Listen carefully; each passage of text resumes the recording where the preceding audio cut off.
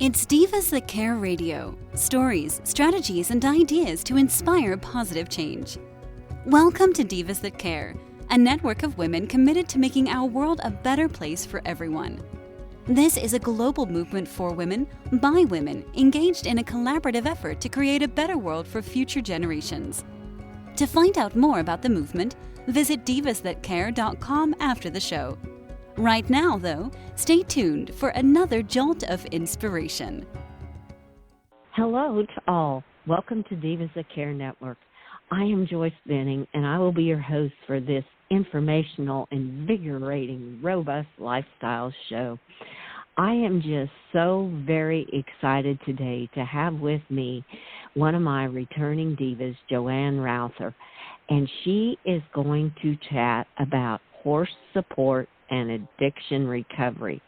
Oh man, you listeners are in for a great interview today with Joanne Routher.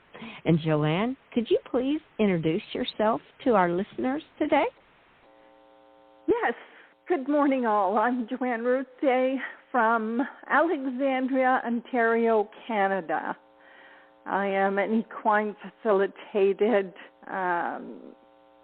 assistant for working with humans via the powers of the horses. I've been doing this for, I'd have to do the quick math here, 12 years, whatever. And the more I do it, the deeper my work gets. My own life experiences are layers of the cake, layers of icing on the cake in order to have my services flourish with excitement of new avenues to help people in troubling times, even good times. There's also the good times. It doesn't necessarily mean that it's always troubling times. It's all about a balance. So this is why I got into the work with horses, because horses bring to the table a very unique modality of healing. So I've been certified twice in Equine Assisted Learning, 14, something like that. And then I was certified in Equine Assisted Personal Development. And then, of course, I do horse clinics, always learning about horses. I work with horses in training, in bonding, just being with them. And I'm always enhancing my way of being with the horses in order to have that deep bond communication, understanding the horses. What are they saying? What are they doing? Reading is basically in the animal communication to help me help others, and actually it helps myself, it helps them, because it's a two-way street. Yes. So I always grow in my expertise as a coach facilitator with the horses, as well as I bring mental health to the table with the horses. I bring, it's almost equivalent but different to Alcoholics Anonymous facilitating. I have been certified in the SMART recovery, which is a modality to help individuals that are going through addiction recovery. Oh, wow. So I am putting all of this together, and I'm helping all kinds of different people that resonate with what my services are, with who I am, with my horses. So in the last little while, as we all have been going through, how can I say that, riding a wave of the pandemic that has been presented to us, there's been a lot of different words, of what's going on from individuals. Everybody's got their own perception and what have you. So with myself, and maybe you can help me out, Joy, Joy. I always call you Joy. That's okay. In the recognition, see, I'm always watching people. I'm always looking to help people. So we're magnets. We resonate and we attract what we think about and why I'm here. But what I've noticed is the increase of people, unfortunately, do not have the tools, and it's very hard to be able to deal with what is going on in the world right now, no matter where you look. So I have found and heard, witnessed an increase of individuals heading for a drug of choice in order to help them numb the pain that they are feeling. So I've seen an increase in alcohol addiction. I've seen an increase in drug addiction. I've seen an increase in multiple avenues of addiction. And it's to help to cope. That's what I've seen. And we can go on a different whole topic about this, but I'm going to bring it back to, and I do want to say what I talk about is not of the whole. I am talking about my personal experiences and my teachings with coaching, my learnings. It's my world is all I can speak about. So what I've noticed in my world is an increase of individuals who are suffering and have jumped into a drug of choice, shall we say, either alcohol or drugs. And my question back to you is, have you noticed such a thing? Because we are in different states. Right. And something that I've noticed, and you've talked about the alcohol and the drugs, and I think sometimes food addiction can fall right in there. I've seen a lot and heard a lot of people say, I have put on so much weight because I eat when I'm stressed. And it's almost like another addiction that they have grabbed onto because they think the food is going to give them the comfort, just like the drugs and the alcohol or something. So that would be another one that I would throw in that I have seen quite a bit in this area and talking to different people and even seeing them because they have maybe put on some pounds because they have eaten because they're stressed. So that would be another addiction that I would add in that I have seen it more in my area and my seeing people. Absolutely, and thank you for adding that on because, like I say, a drug of choice, it can be anything. Like there's sex addicts, there's food, there's all kinds of different paths of addiction. It's what that individual chooses. And you talk about putting on some pounds. Yep, that would be me too. And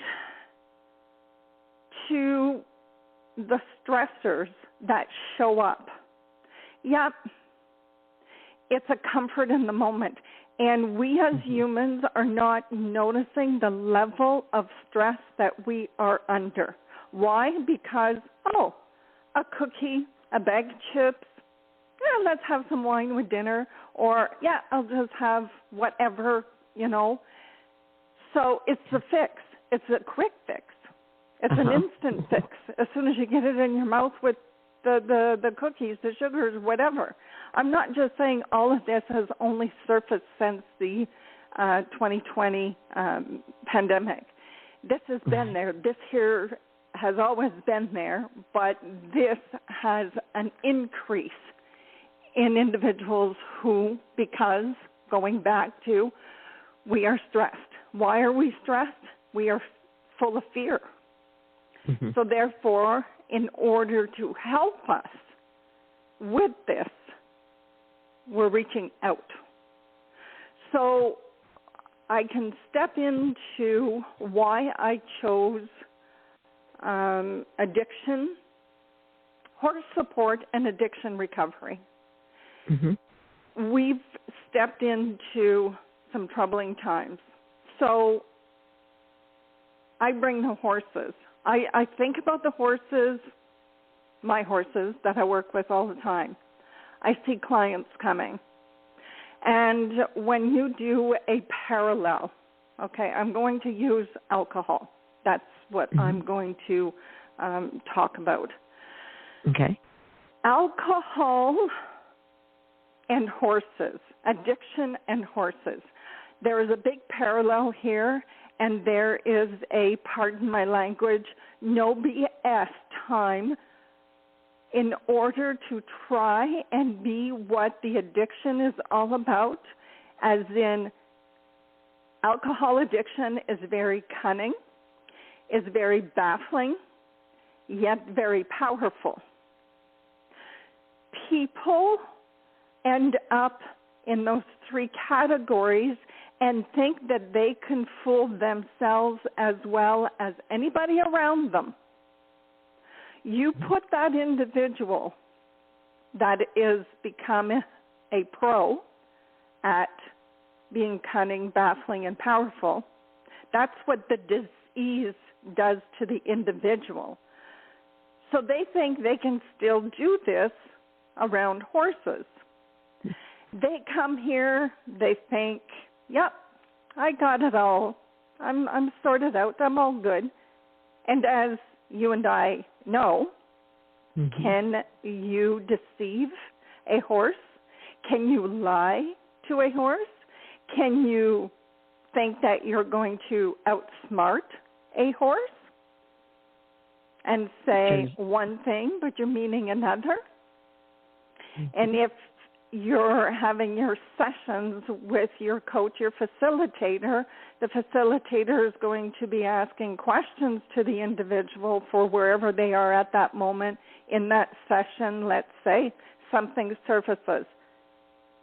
Well, the habitual habits of having to lie for the disease, having to cover up for the disease, and this is going on. Meanwhile,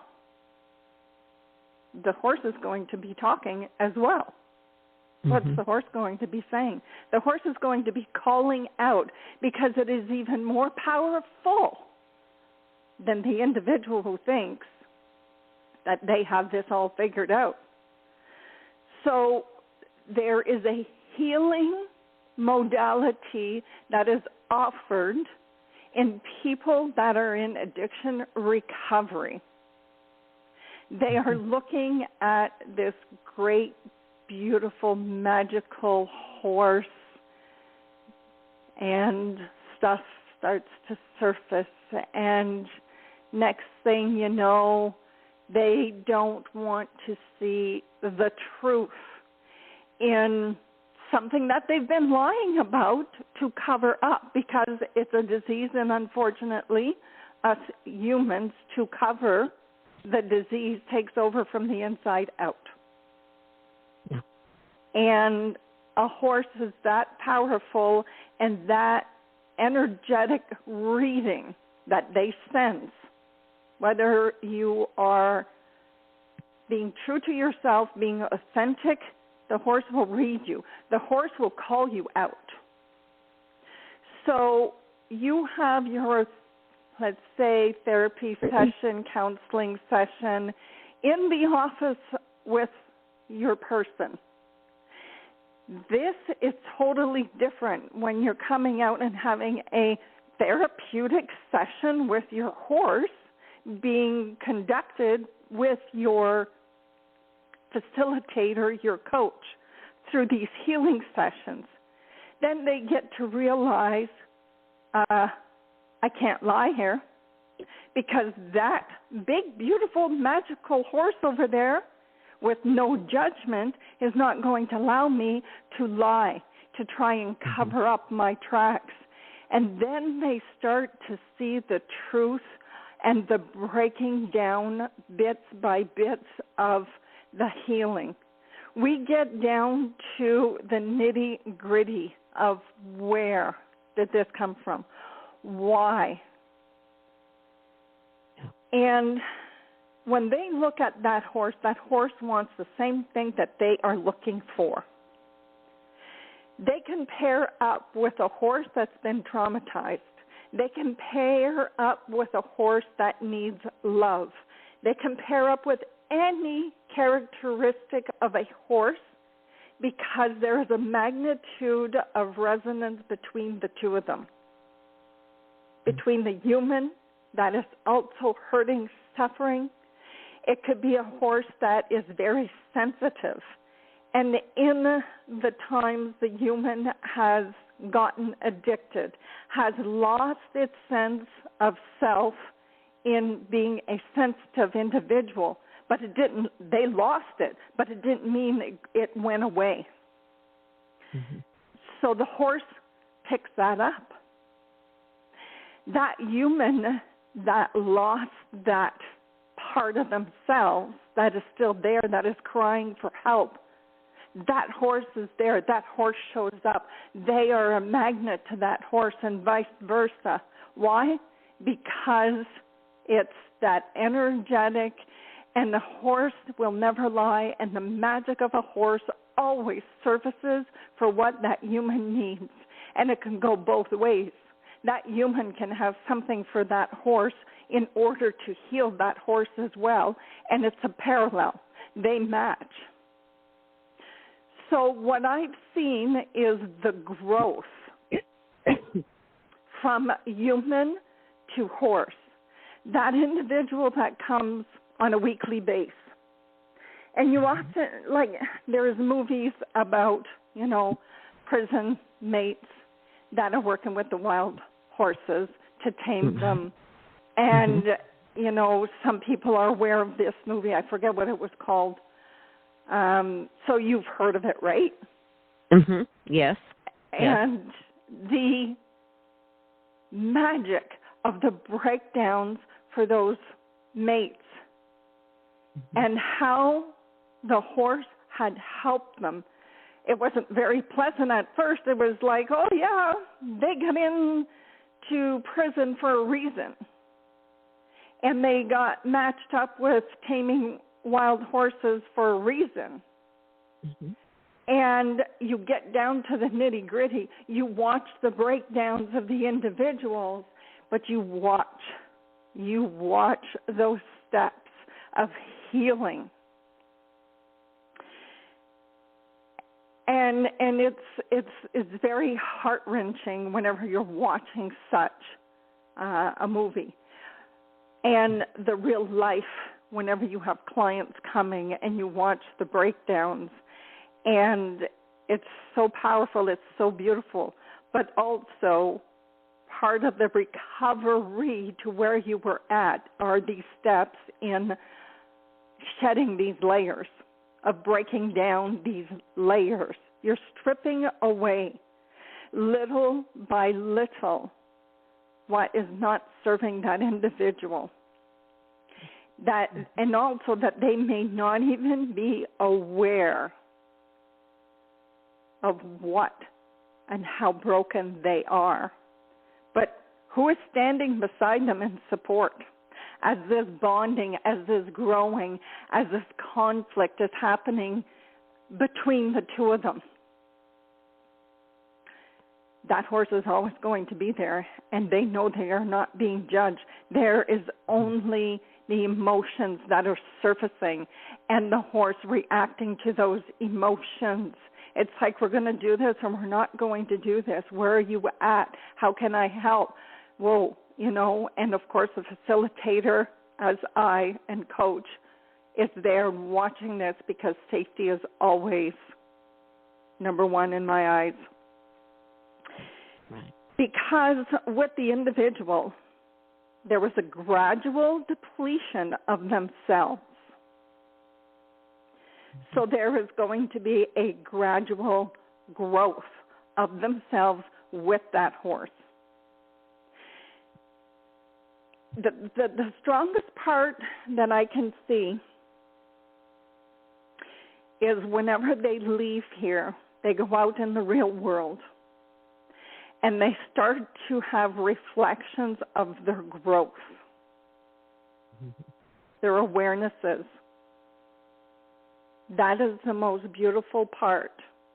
Then they come back and they start to share this. Let's say there's a client that's come and said, hey, I almost had a drink, but I didn't. And this is why.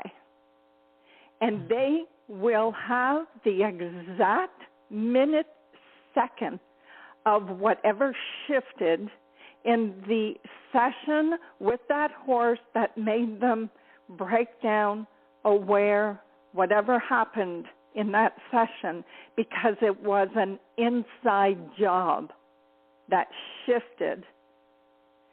So you want to know how excited, happy, with tears flowing, saying, I didn't have that drink because I remembered whenever I was with, let's say, Oreo or Ellie or whoever, and this happened, and I will never forget that moment. So that bond is increased. And the self-love is starting to grow. You see the softness start to happen within them. The value of themselves reflects in the value with their horse. You start to see the dark inner self while they're in the recovery, because recovery is a long time coming before they actually surface to the help, the helping side of things. Right. So they know that it's not just themselves and a counselor, therapist in the recovery center. This is an additional part of the recovery. And they have that big, beautiful animal that they grew with. They grew with that individual. There may not have been any trust at the beginning. Why? Because they didn't trust themselves. So is that horse going to trust them? No. So they're always guided into what is going on, what is present. And it may be a traumatizing event, experience that brought them to, like I said, I chose alcohol to talk about today. So they turn to alcohol. That's why. So then we have always many discoveries. We have many discoveries of letting go of this in order to find their true self, the power that they hold. And they have the visual. They have the visual of working with that horse, hands-on. They have a hands-on experience in helping them in their recovery, which is in self-love, which is depletion of fear, which is helping the really dark corners to heal of what has been bringing them to choosing a drug of choice. It's not an easy thing.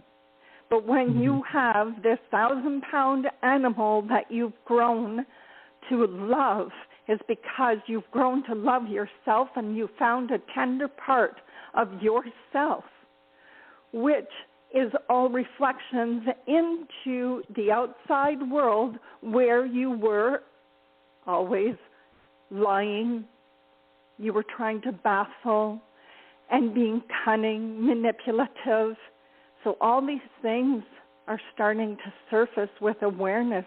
You can see the individual start to soften, and then you can bring to the table how they have grown but also notice that horse. And there was a reason why they were so magnetized with that horse, and it's showing, it's surfacing. So little by little, they're growing that light of hope. Mm-hmm. And in the end, they're always left with hope and excitement of coming back. And they know what they're shedding. And they see, they witness. I explain to them what the horse is doing versus their fear showing up, saying, oh, why is the horse doing that? Or why did he do this? There's a reason, and that's all explained. And then the relief of the individual saying, oh, my gosh, they're helping me heal with the yawns? You mean they're helping me heal with the rolls in the sand, with their licking and chewing? Oh, my gosh, it's an amazing thing. They're not alone. They're not alone going in their recovery. Being in their recovery, they have strength. They're understanding the lightness that they start to feel, and they're shedding. And the perfect timing right now is spring, where the horses are shedding. When they have an actual visual doing this grooming and bonding, and they're actually seeing the hair come off of the horse, cleaning their brush, and then I give them an exercise. What is it that you would like to shed? What is it that is no longer serving you?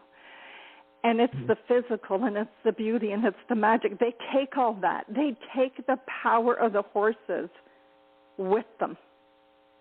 And I have not seen anything but great success and excitement. Yeah, there's been lots of tears shed. Yes, there's been breakthroughs, blocks that are broken.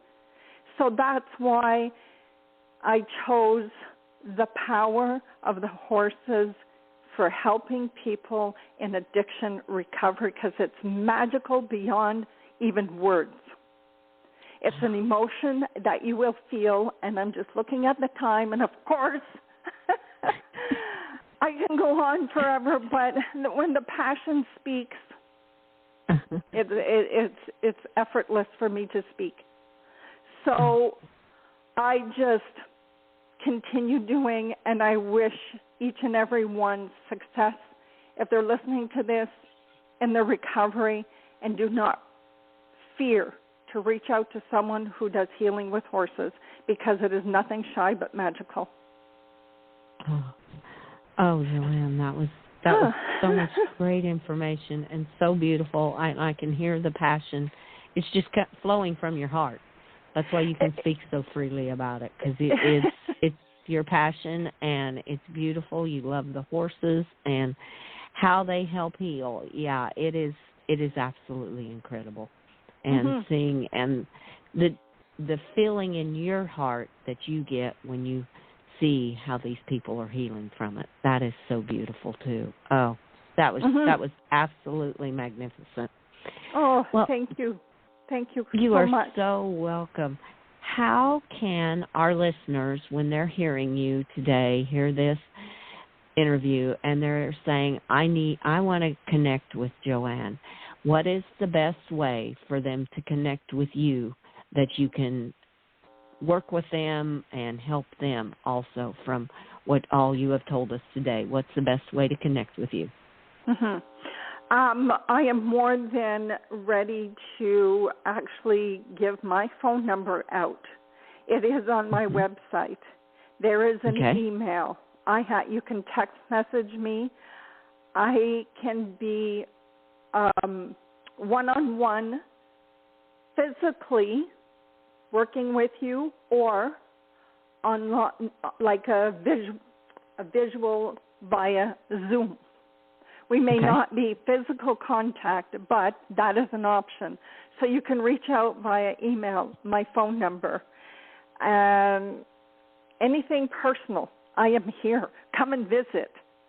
If anybody's listening to this and you're in the vicinity of a drive, some people fly, some people take buses, trains. There's all kinds of ways. So reach out. I am here. Just a chat, even on the phone. You know, we've got to get back to touching our hearts via a physical way of a face-to-face, or get on the phone, talk to me. Yes. Not only via an email. No, I want you to communicate with me, because these devices we're easily hiding behind. That's not a way to really step forward. And that's the beginning, is be proud of yourself for stepping up and showing up and saying, hey, can I just have a chat? I'm here. Oh, awesome. And we will definitely post your links with this interview. And I want to thank you so much for sharing all this beautiful information with all of our listeners today, Joanne. Thank you. Thank you. You're more than welcome. It's an honor, and thank you for having me. Oh, you are so welcome. So welcome. It was my pleasure. And I would like to thank all of our listeners for listening to this amazing, amazing interview with our incredible diva, Joanne Routher. Please share this show with all your family and friends. Check out all the hosts and their shows on divasthatcare.com. Remember, have a fantastic day. Be kind to all, and give your animals that great big extra hug, and share your love with them. And until we connect again on Robust Lifestyles, stay strong and healthy. Thanks for listening. This show was brought to you by Divas That Care. Connect with us on Facebook, on Instagram, and of course on divasthatcare.com, where you can subscribe to our newsletter so you don't miss a thing.